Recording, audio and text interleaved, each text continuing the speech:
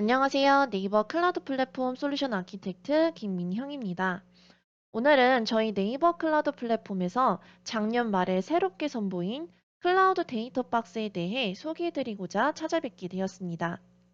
클라우드 데이터 박스를 통해 네이버 데이터를 어떻게 활용할 수 있는지, 그리고 이것을 통해 여러분들께서 어떤 비즈니스 인사이트를 얻어가실 수 있는지 설명을 드리고자 하는데요. 저와 함께하는 이번 1편에서는 이론적인 내용들에 대해 한번 쭉 훑어볼 거고요. 다음에 진행될 2편에서는 실제 어떻게 활용할 수 있는지를 실습을 통해 보여드리고자 합니다. 그럼 지금부터 시작해 보도록 하겠습니다. 우선 클라우드 데이터 박스에 대해 소개해 드리기 전에 먼저 빅데이터에 대해 잠깐만 이야기해 보도록 하겠습니다. 21세기를 살고 있는 지금 전 세계적으로 많은 국가와 기업들이 4차 산업혁명의 선두주자가 되기 위해 엄청난 노력을 기울이고 있습니다. 이 4차 산업혁명이라 함은 흔히 모든 것이 연결되고 지능화되는 사회다라고 많이들 얘기하는데요. 이 모든 것을 연결해주고 지능화시키는 것을 도와주는 것의 1등 공신은 빅데이터와 AI 기술이라고 감히 말해볼 수 있을 것 같습니다. 이는 최근 생성된 데이터의 양만 살펴보더라도 쉽게 알 수 있는데요. 스태티스티카 자료 조사에 따르자면 최근 몇 년 동안은 3년 단위로 전 세계적으로 생성되고 소비되는 데이터의 양이 2배 이상씩 꾸준히 증가하였으며 2025년에는 약 181제타바이트에 달할 것으로 추정된다고 합니다. 그런데 이 데이터는요, 빅데이터 시대에 들어서면서 단순한 데이터가 아닌 그 이상의 의미를 갖기 시작했습니다. 우리는 데이터를 통해 과거와 현재를 이해하고 이를 토대로 미래를 예측하는 일을 할 수 있게 되었습니다. 더 나아가서 이러한 데이터를 가공하고 가공된 데이터를 학습을 시켜 인공지능을 만들어내고 있는데요. 이렇게 데이터가 갖는 힘이 굉장히 커지면서 빅데이터, 데이터 분석에 대한 열기가 수년간 지속적으로 계속되고 있습니다. 그럼 빅데이터를 통해 우리가 궁극적으로 얻고자 하는 것은 무엇일까요? 빅데이터는 가치를 창출하기 위한 하나의 수단입니다. 예를 들어, 우리 서비스를 이용하는 사람들의 수치를 늘린다든지 매출을 증가시키는, 즉, 비즈니스적인 가치를 창출하기 위한 것입니다. 그럼 이러한 비즈니스 가치를 창출하기 위해 무엇부터 시작해야 될까 좀 궁금하실 수 있을 텐데요. 먼저 여러분들께서 하셔야 되는 것은 내가 얻고 싶은 가치를 정의를 하고 그 가치를 창출하기 위해 필요한 액션이 무엇이며 그 액션을 실행하기 위해 필요한 인사이트가 무엇이 있을지 파악을 하셔야 합니다. 그리고 그 인사이트를 얻기 위해 필요한 데이터는 무엇이며 기술은 어떤 것들이 있을지 생각을 해보셔야 하는데요. 이때 빅데이터 시스템이 가장 밑단에서 데이터를 수집하고 처리하고 분석할 기술들의 집합 역할을 하게 됩니다. 그렇기 때문에 빅데이터 시스템이 정말 중요하다라는 것을 우리가 알 수 있습니다. 그러면 현재 우리나라의 빅데이터 기술 수준이 어느 정도 되는지 한번 살펴보도록 하겠습니다. 우리나라가 IT 강국이라고 하지만 생각보다 선진국과 빅데이터 기술 차이가 어느 정도 벌어져 있는 것을 보실 수 있는데요. 가장 기술력이 우수하다고 판단되는 미국을 100점으로 계산을 했을 때 우리나라는 약 83.4점 정도에 해당된다고 합니다. 이는 기간으로만 따지면 약 1.9년, 즉 2년 정도의 차이다라고 볼 수 있는데요. 이 밖에도 근접 국가인 일본, 중국에 비해서도 기술 수준이 아직은 좀 부족하다라는 것을 자료를 통해 보실 수가 있겠습니다. 그럼 이렇게 우리나라 빅데이터 기술 발전이 더딘 이유가 대체 뭘까 관련 자료를 한번 찾아보았는데요. 국내 기업과 기관들이 응답한 빅데이터 도입의 소극적인 그 원인을 살펴보자면 전문 인력 부재, 관련 데이터 부재, 작은 기업 규모, 알맞은 빅데이터 제품이 없음 등등이 있었습니다. 즉, 전반적으로 빅데이터를 활용하기 위한 여건이 마땅치 않다라는 의견이 대다수임을 확인할 수가 있었습니다. 그리고 이렇게 빅데이터 시스템을 사용할 여건이 마땅치 않을 때는 저희 네이버 클라우드 플랫폼에서 제공하는 클라우드 데이터 박스를 사용하시면 많은 허들을 극복하실 수 있습니다. 지금 도표에서 보시는 것처럼 노란색으로 표기된 부분들, 여러분들이 데이터가 없거나 회사 규모가 작아서 전문 인력이 부족한다든지 아니면 알맞은 도구를 찾기가 어려우신 부분을 해결하실 수 있는데요.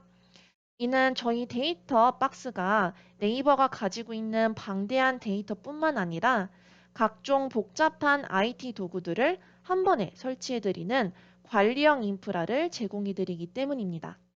그래서 보다 자세한 내용은 뒤에서 한번 살펴보도록 하겠습니다.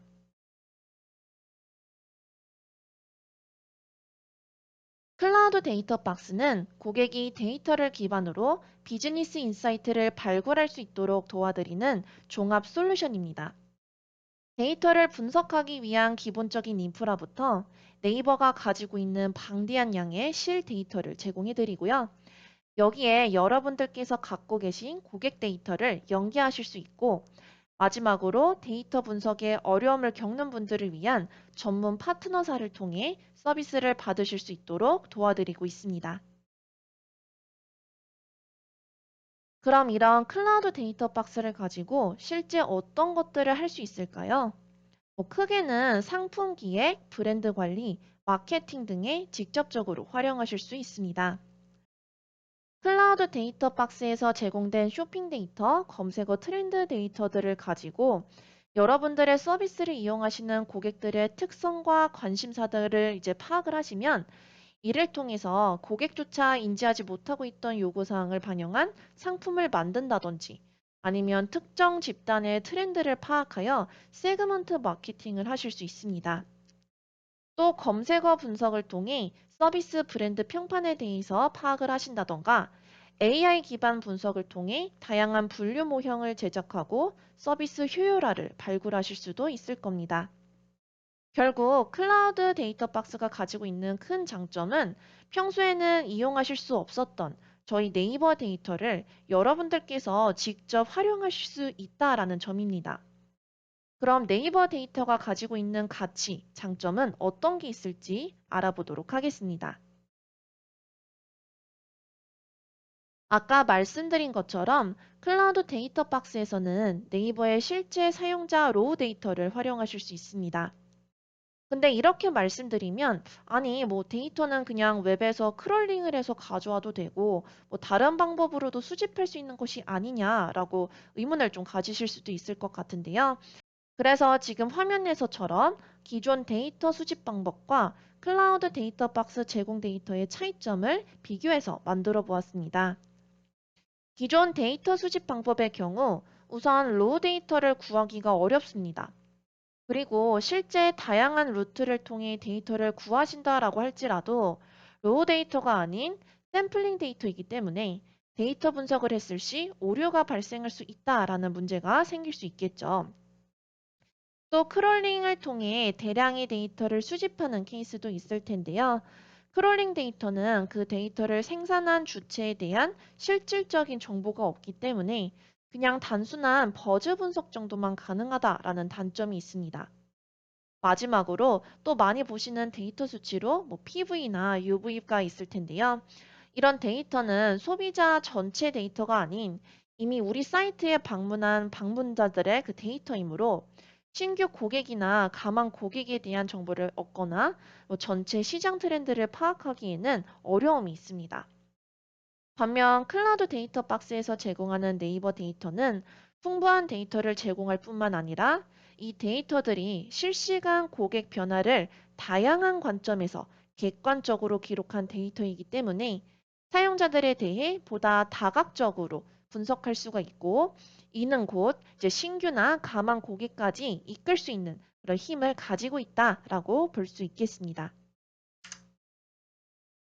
그럼 실제로 제공되는 데이터는 어떤 데이터가 있는지 잠깐 보도록 하겠습니다. 우선 크게 검색 데이터, 쇼핑 데이터, 그리고 AI 학습용 데이터가 있습니다. 그런데 저희는 단순히 그냥 데이터만 제공하는 게 아니라 의미를 가진 데이터를 전달해 드리기 위해 몇 가지 특징을 가지고 있는데요. 그 특징에 대해서 설명을 좀 드려볼까 합니다. 먼저 검색 데이터, 그리고 쇼핑 데이터의 특징을 살펴볼까요? 검색 데이터의 경우 보시면 클릭 영역이라는 항목이 있는데요.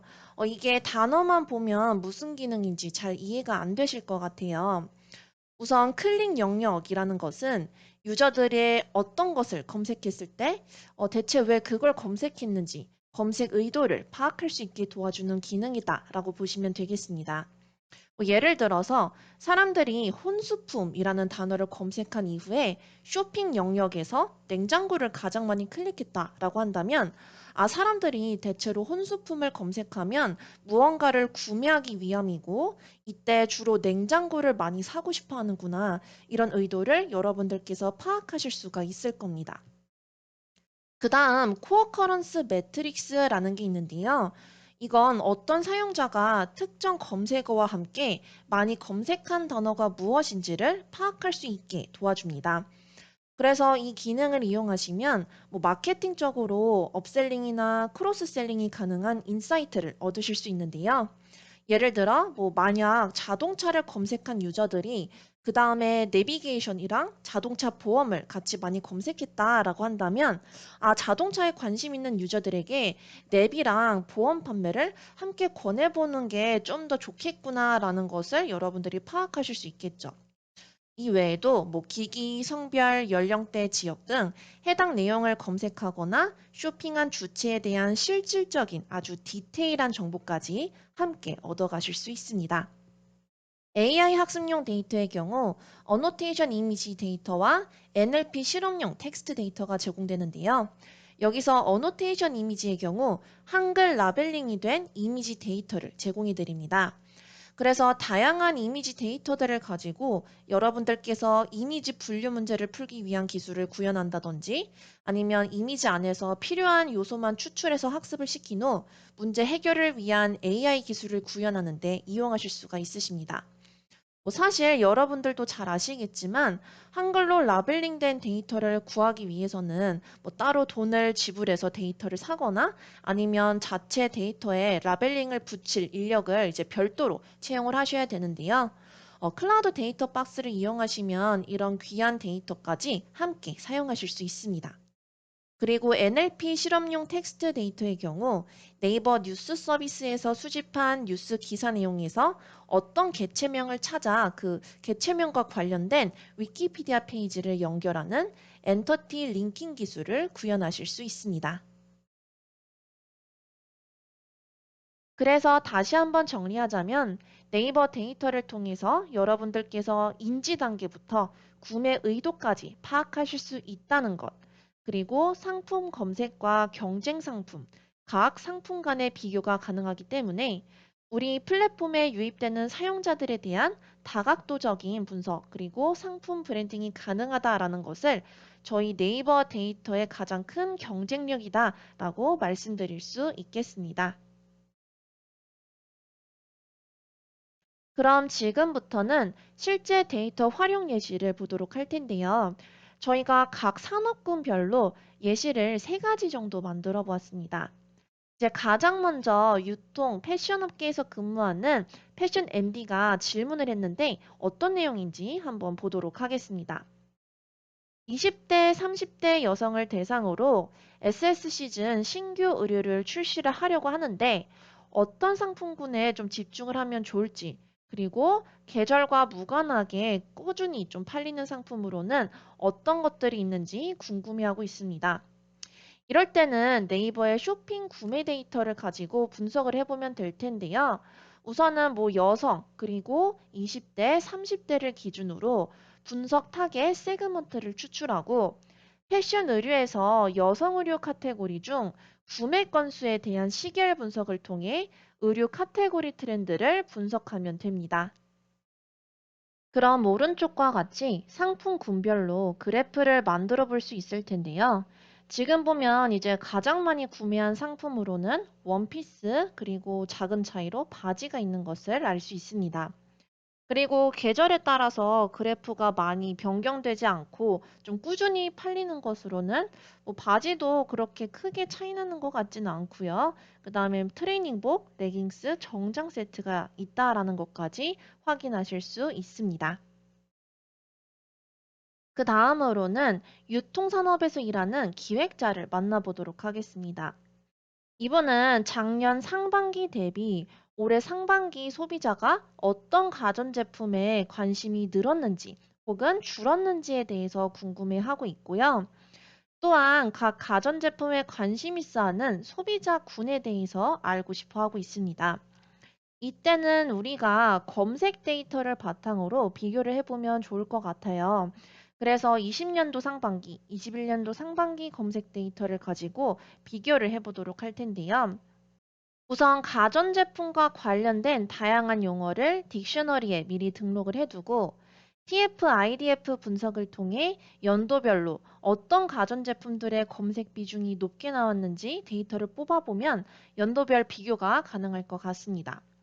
또 가전제품을 많이 검색한 세그먼트를 추출하고 해당 세그먼트에 속한 사람들이 검색한 일반 키워드를 뽑아보면 어떤 사람들이 가전에 관심을 많이 갖고 있는지 파악할 수 있을 것입니다. 이렇게 진행을 해보니 20년도 대비 21년도 상반기에는 냉장고와 관련된 검색이 많이 늘었고요. 반면에 뭐 가스레인지, 그다음에 오븐, 그리고 인덕션 이런 검색어는 이제 줄어든 것을 확인할 수 있었습니다. 또한 가전제품을 많이 검색한 사람들은 동시에 이제 혼수, 신혼, 예식장 이런 단어들을 많이 검색한 것으로 보아서 예비 신혼부부들이 관심을 많이 갖고 있구나라는 것을 파악할 수 있었습니다. 그럼 이런 데이터를 가지고 신혼부부를 대상으로 하는 이벤트를 열면 좋지 않을까? 이런 인사이트를 얻을 것이고, 추가적으로 해당 세그먼트들의 지역도 함께 확인을 해서, 그러면 어느 쪽 지사에서 이벤트를 하는 게 보다 효과적일지, 이런 것들도 좀 더 확장해서 마케팅 기획을 해볼 수 있을 것입니다. 마지막으로 마케팅 담당자의 질문을 보도록 하겠습니다. 이 회사의 같은 경우는 이제 백화점이고 경쟁사 대비 매출이 썩 좋지 않았나 봐요. 그래서 경쟁사들과 비교했을 때 좀 어떤 점이 부족한지를 분석하고 이를 통해 새로운 마케팅 컨텐츠 제작을 원한다라고 가정했습니다. 추가로 뭐 타사 대비 좀 긍정적인 요소가 어떤 게 있을지 이제 물어보셨는데요. 이럴 때는 이제 역시나 검색 데이터를 통해 분석을 해보면 될 것 같습니다. 먼저 해당 회사 및 경쟁사 백화점명과 함께 검색된 키워드를 이제 추출을 해보면 될 거고요. 그 다음에 내가 모니터링하고 싶은 긍정, 부정, 중립적 단어들을 딕셔너리에 추가를 합니다. 그리고 키워드 TF-IDF 산출을 해서 어떤 특정 검색어가 어떤 백화점과 많이 함께 검색이 되는지를 이렇게 결과에서 보시는 것처럼 맵 형태로 시각화해 볼 수 있을 것입니다.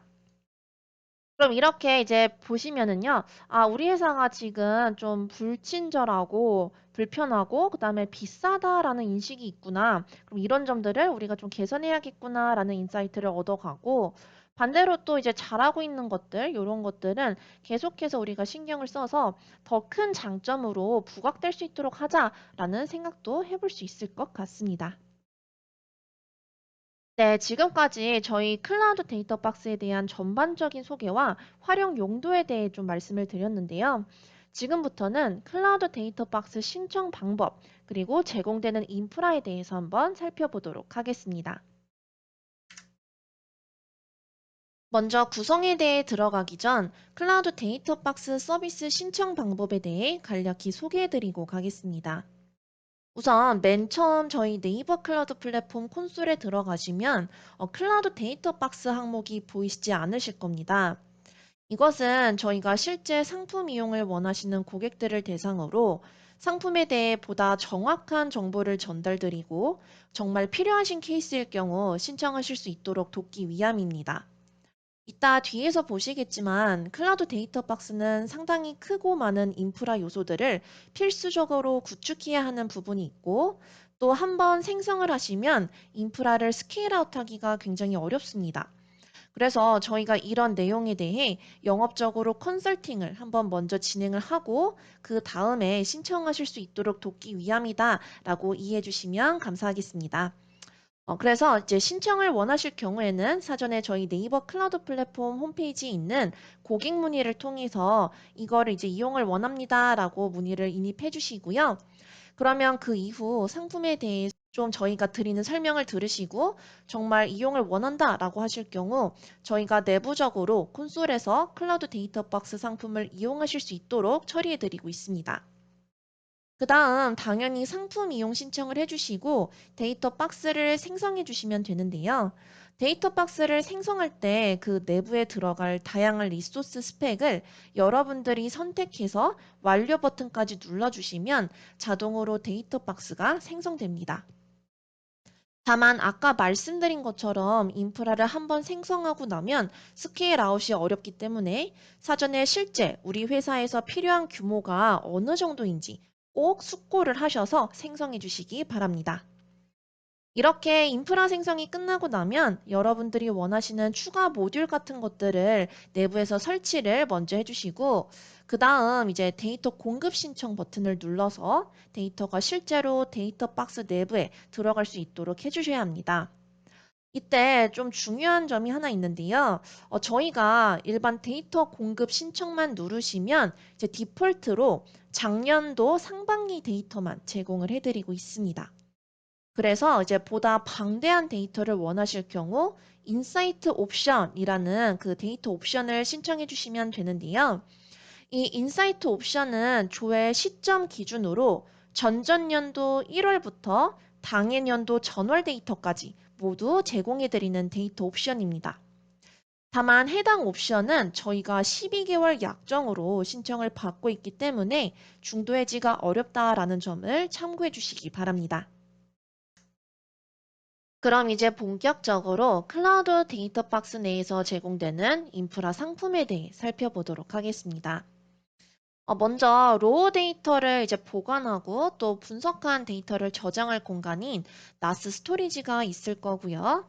그 다음에 이제 데이터 분석에 가장 많이 사용되는 하드 클러스터 그리고 텐소플로우 서버가 존재합니다. 그런데 이런 하드 클러스터나 텐소플로우 서버 스토리지들은 중요한 데이터가 올라갈 수 있는 공간이기 때문에 외부에서 함부로 접근하면 문제가 발생할 수 있습니다. 그래서 이러한 데이터 분석 인프라 접근할 때 이제 도와주는 그런 요소들이 있는데요. 그것이 바로 커넥트 서버, 그 다음에 SSL VPN이 되겠습니다. 커넥트 서버는 이제 분석 환경 접속을 위한 게이트웨이 역할을 하는 서버다라고 보시면 되고요. 이 커넥트 서버에 안전하게 접속할 수 있게 도와주는 것이 바로 SSL VPN이 되겠습니다. 이렇게 클라우드 데이터 박스를 신청을 하고 나시면 그런 모든 세팅이 다 끝난 걸까요? 물론 이제 기본적인 인프라 구성은 다 끝났지만 앞에서도 잠깐 말씀드린 것처럼 여러분들이 설치하고 싶은 소프트웨어나 기타 환경을 이제 여기에다가 추가로 구성을 해주시는 것이 좋습니다. 그리고 그 다음 데이터 공급 신청을 누르셔야 저희 네이버 데이터가 실제로 여러분들 인프라에 공급이 됩니다.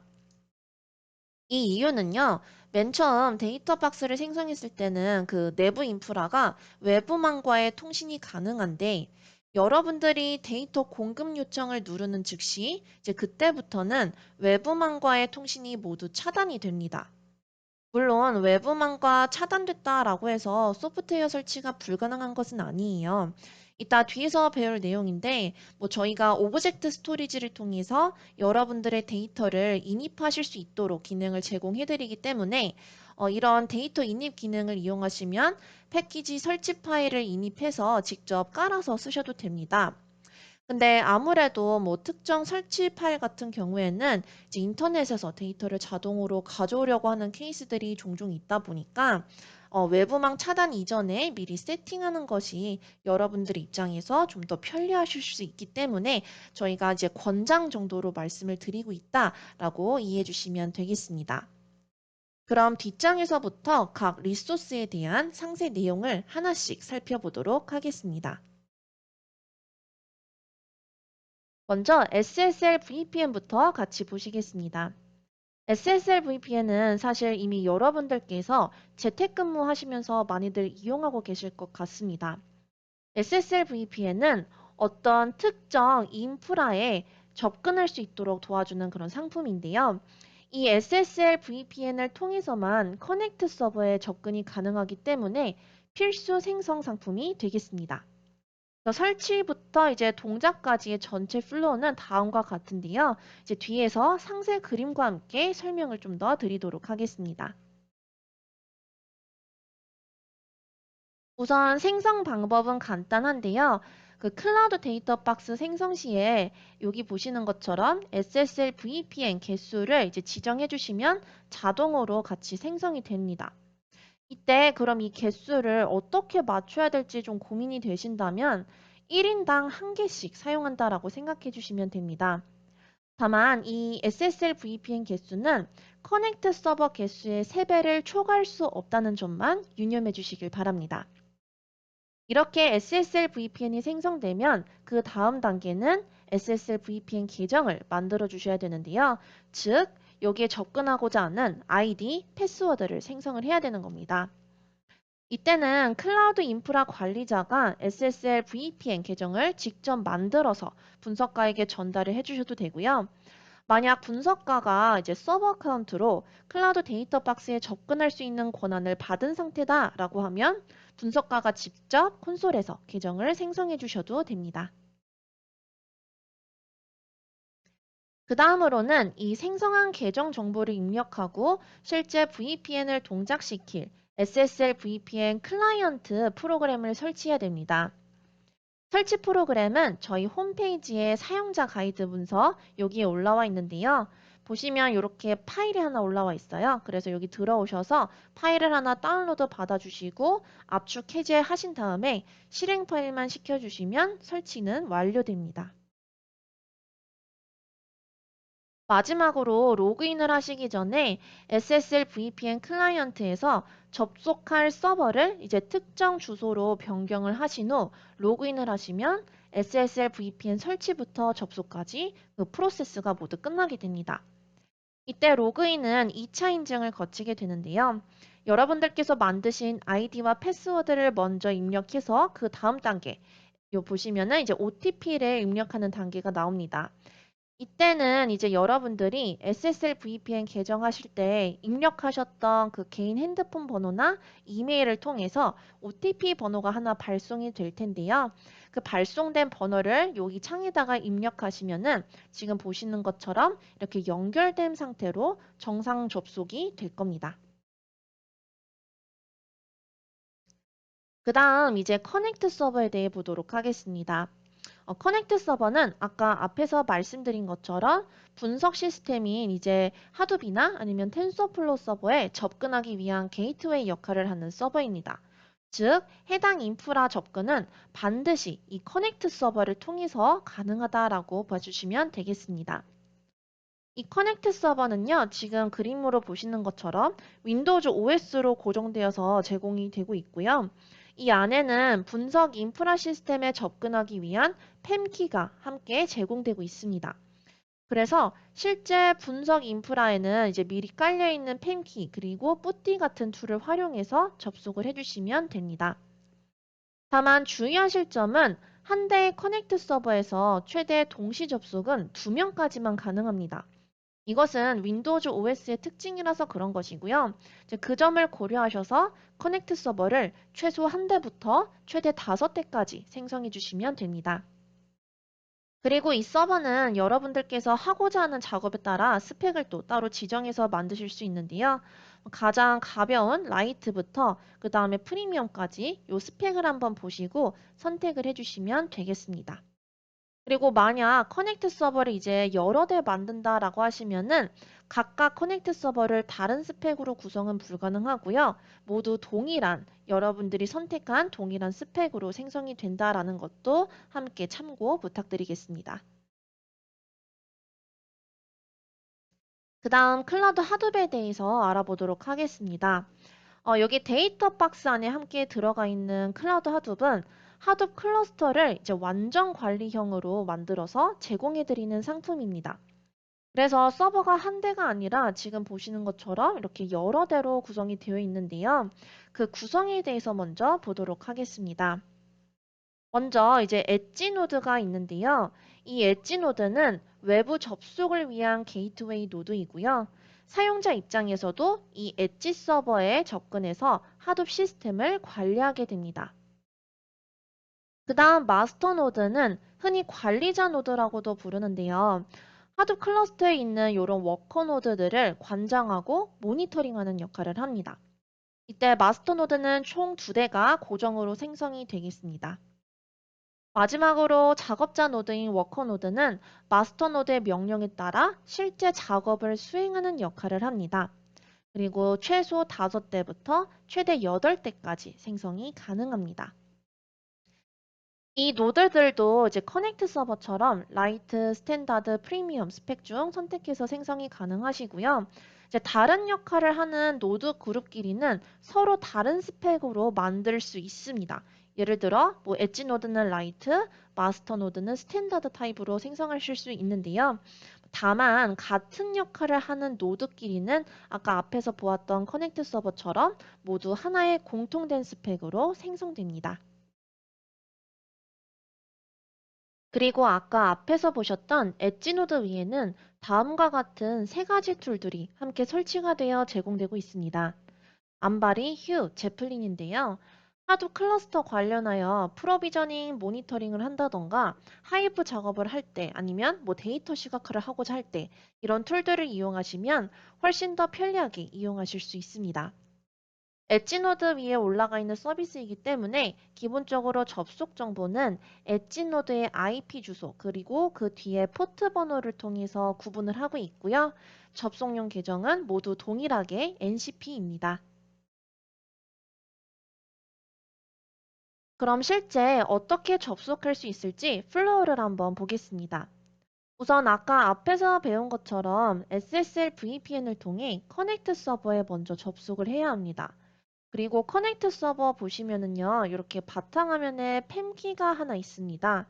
이 팸키를 커넥트 서버에 미리 설치되어 있는 뿌띠젠이라는 프로그램에 올려서 프라이빗 키를 만들어 주셔야 됩니다. 이렇게 프라이빗 키가 만들어지면 해당 키를 가지고 뿌띠를 통해 엣지 노드에 접근해 주시면 되는데요.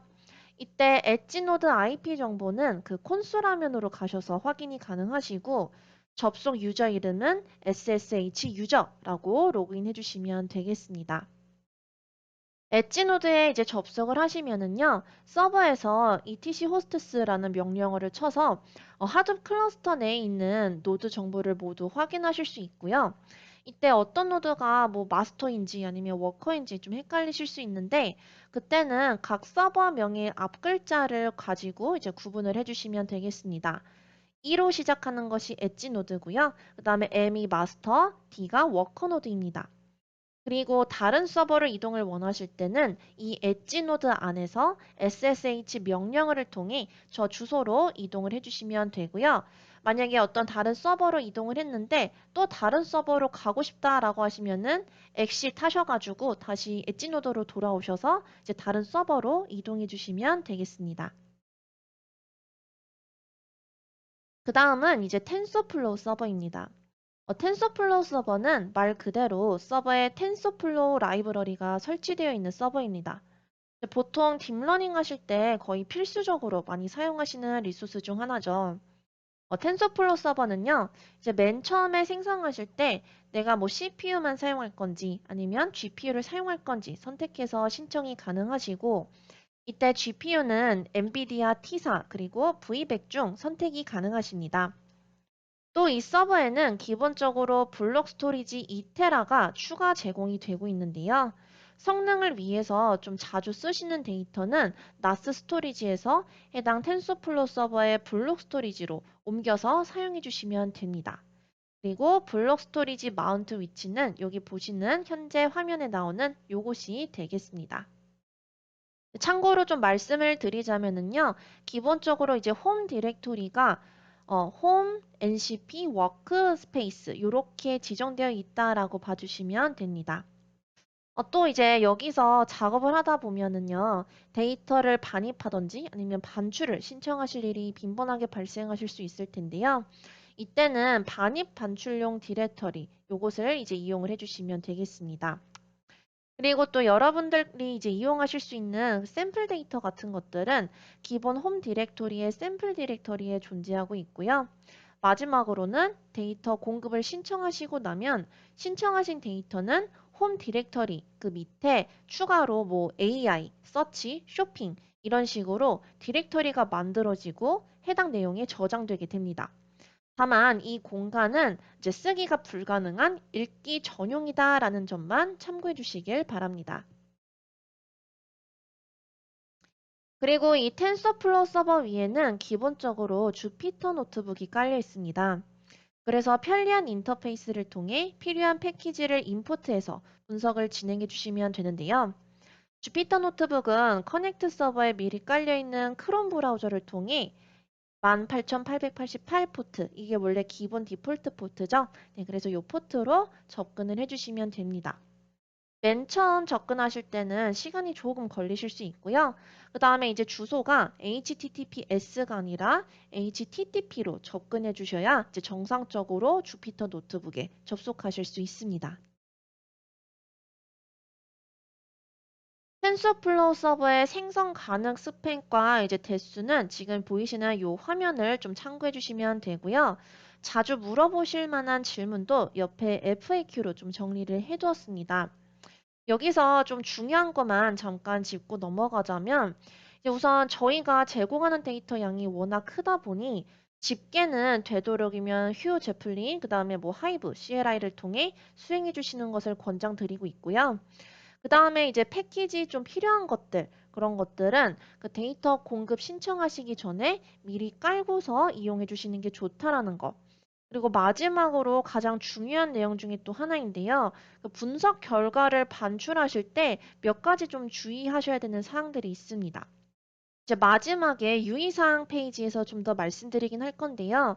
이제 여러분들이 반출하실 수 있는 데이터는 분석 결과, 그러니까 분석이 끝난 그 결과 데이터입니다. 저희가 제공해드리는 원본 데이터는 저희 네이버 소유이기 때문에 여러분들께서 원본 데이터를 이제 반출하시는 것은 엄격하게 금지되고 있고요. 마찬가지로 특정 개인을 재식별하는 행위도 법적으로 금지되고 있습니다. 그래서 혹시 원본 데이터나 개인 식별 데이터가 나가고 있지 않은지 저희가 심사를 함께 동반하고 있다는 점도 참고해 주시길 바랍니다. 그 다음 마지막 나스입니다. 여러분들이 데이터 공급 신청을 하시면 그 데이터는 나스 스토리지에 이제 저장이 되어서 공급이 될 텐데요. 여기서 좀 주의하실 점은 나스 스토리지가 읽기 전용 스토리지가 있고 쓰기 가능한 스토리지 이렇게 두 개로 구분되어 있다라는 점입니다. 그래서 이제 실제로 데이터 반입 신청을 하셨을 때 그 들어온 데이터는 이제 읽기 전용 스토리지로 제공이 되고 있습니다. 그리고 여러분들께서 이제 실제로 그 데이터 박스를 만드실 때 같이 생성했던 나스 스토리지, 이제 그게 그 쓰기 전용 스토리지라고 보시면 되는데요. 그 공간은 여러분들께서 반입 반출을 하실 때 이제 사용을 하시는 스토리지다. 그래서 용도별로 조금씩 권한이 다르다라는 것을 인지해 주시길 바랍니다. 그리고 이제 이 볼륨은 저희 하둡이랑 그다음에 텐서플로우 서버의 마운트에서 서로 공유하면서 이용하실 수 있습니다. 또 지금 보시는 것처럼 그 파일 반입을 하거나 반출을 할 때는 저희 네이버 클라우드 플랫폼의 오브젝트 스토리지랑 연계해서 이용이 가능하십니다. 다만 오브젝트 스토리지는 클라우드 데이터 박스 내에 포함된 상품이 아니기 때문에 별도의 상품 신청 그리고 필요하다라는 거, 그 다음에 거기에 따른 비용이 발생할 수 있다라는 것도 함께 알아두시면 좋겠습니다. 이번엔 나스 FAQ 내용을 한번 보도록 하겠습니다. 아까 말씀 안 드린 부분에 대해서 좀 보고 넘어가자면 저희가 데이터를 그 파티션드 파케이 형식으로 이제 나스에 탑재해서 제공을 해드리고 있습니다. 이 타입은 이제 분석하시는 분들은 이미 다들 아실 텐데요. 이제 하둡에서 많이 사용하는 컬럼 기반의 데이터 포맷입니다. 데이터 사이즈를 줄이고 이제 I/O 발생도 줄이기 위해서 만들어진 포맷인데 이제 사용하실 때 데이터 포맷이 이렇게 되어 있다라는 정도 좀 참고해 주시면 좋을 것 같고요. 그다음에 이제 반출이 불가능한 케이스로는 다음과 같이 있습니다. 당연히 원본 데이터 포함이 된 내용은 금지가 되고 있고요. 그다음에 파일 사이즈가 요만큼 초과한다든지 아니면 사용자 단위 데이터라든지 이럴 경우에는 반출이 불가능합니다. 데이터 반입 반출 신청 방법입니다. 신청은 저희 네이버 클라우드 플랫폼 콘솔에서 진행을 해주시면 되는데요. 다만 반출의 경우 이제 현재 기준으로 저희가 심사를 이제 먼저 진행을 하고 데이터 다운로드가 가능하신데요. 이 내용은 2월 중순을 기점으로 조금 변경이 될 수 있다라는 점 미리 참고 부탁드립니다. 저희가 지금 촬영하고 있는 시점은 1월이고요. 계획상 2월 중순 이후로는 선반출 후 심사 프로세스로 바뀔 것으로 예상되고 있습니다. 그럼 이제 웨비나에서 설명드릴 내용은 어느 정도 이제 마무리가 되었는데요. 이제 마지막으로 클라우드 데이터 박스를 사용하실 때 유의사항에 대해서 여러분들께서 꼭 한번 확인을 해주시면 좋겠다 싶어서 마지막 장표로 한번 넣어 보았습니다. 그래서 이 내용은 여러분들께서 지금 보시는 저희 네이버 클라우드 플랫폼 홈페이지에 들어가시면 이용 약관 관련해서 이제 나와 있는데요. 이제 조금 중요한 것만 몇 가지 찝어보자면은 법적 리스크가 있거나 사업상 충돌이 염려될 경우 저희 회사 정책에 따라서 상품 판매가 거절될 수 있다라는 점. 데이터 임의 반출은 이제 금지가 되어 있고요. 확인 시 계약 해지가 될 수 있으며 손해배상이 청구가 될 수 있습니다. 분석 결과를 이용해서 네이버 클라우드의 동의 없이 고객 자체적으로 서비스를 진행하는 것은 금지되고 있습니다. 그래서 여러분들이 여기서 만드신 그 분석 결과를 가지고서 그 데이터를 외부에다가 판매하는 행위들은 엄격히 금지되고 있다라는 점 참고 부탁드립니다. 또 법상으로 리스크가 있다라고 판단이 될 경우 제공되는 상품 구성은 중도의 변경이 될 수가 있고요. 데이터 혹은 반출물을 이용한 개인 제식별 행위는 절대적으로 금지가 됩니다. 만약에 이러한 작업이 확인이 될 경우 계약 해지 그리고 손해배상이 청구가 됩니다. 아울러 이러한 이슈에 대해서 저희 네이버 클라우드는 어떠한 책임도 지지 않다라는 점 반드시 참고 부탁드리도록 하겠습니다. 네, 그래서 저희가 준비한 이번 데이터 박스 1편, 이론편은 이제 이렇게 마무리가 되었고요. 이제 아까 말씀드렸던 것처럼 저희가 실제 그럼 어떻게 사용할 수 있는지 그 실습을 랩을 통해서 해보는 거는 2편을 통해서 설명을 드릴 예정입니다. 그래서 다음 2편도 많은 기대와 관심 부탁드리고요.